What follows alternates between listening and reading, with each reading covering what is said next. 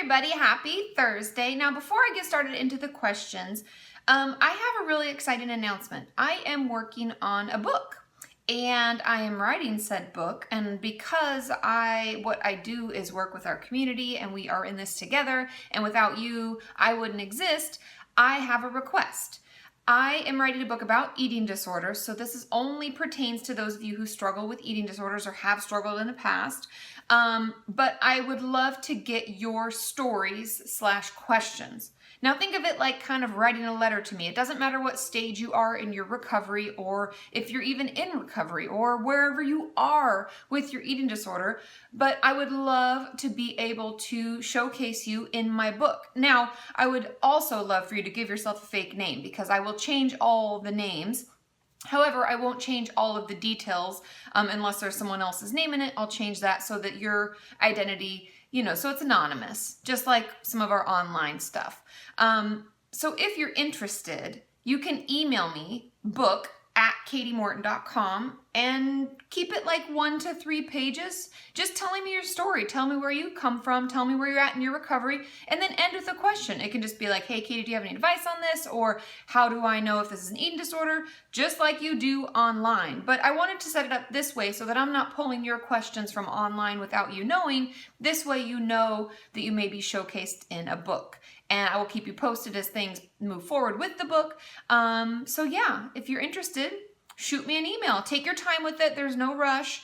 But I'm hoping to kind of get this taken care of in like a month. So keep that in mind as you're putting your story together. And I want to thank all of you so much for just being with me in this process and allowing me to do what I do. Okay? So if you have any questions about it, leave it in the comments and I can always put it in more videos as we move forward. So the question I have today, I've received a few of these and they all kind of stem around feeling stuck in therapy and not happy in therapy, even though we love our therapist. And so here's one of the many questions that I received. This one's in particular is from Jaden. And she says, I have been with my current therapist for about 2 years now, and in the past I felt like I was making strides in my recovery. Yay! But now I feel like I'm stagnant with my process, or lack thereof these days.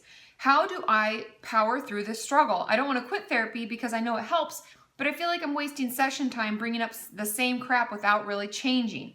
I'm not looking for instant gratification or anything, just like a push in the right direction. Thank you if you can answer this, or if any one of the Kenyans can too. So if you have any of your advice, leave it below. But this is something I hear from a lot of you. I'm feeling really stuck. I'm feeling really stagnant. What do I do? And there are many options, obviously. The first being, switch therapists. It may be that you've worked as much as you can with that person. It's not that they're not a good therapist or it's not a good fit, but there are tons of different therapists with different specialties, different backgrounds, and just different ideas, and that can be really helpful. So that's the first option. You can switch therapists. The second is you can have this honest discussion with your current therapist and see if they can come up with anything else, because that's what's great about therapy is the fact that we can have open conversations and communication about things that maybe in our real life outside of therapy it would be a little bit more difficult. We might not do it. And I would encourage you to bring this up, because then maybe you can throw around some ideas. They may already be thinking, hey, why are we back in the cycle again? Or, hey, maybe there's a workbook I could pull out or something, and they just need to know that you're open to it. Okay? And the third and final option that I'll give is adding something on to therapy. Maybe that's you get your own workbook. Maybe you download one of my free workbooks on my website, katimorton.com. There's eating disorder one, a self-harm one. I think they're great, but I also created them. But a lot of other people and a lot of other Kenyans have said that they love it too. And so those are some things that you can do. You could join a group. You can get some extra support from other areas and other ways, and maybe ask your therapist for some referrals to that. Because we can all feel stuck. And there are times when we're just not maybe emotionally or mentally prepared to move forward. But that doesn't mean that we're not going to get there. We may just need to add in some extra things, or switch therapists, or add in a group therapy or something to get us going. Okay?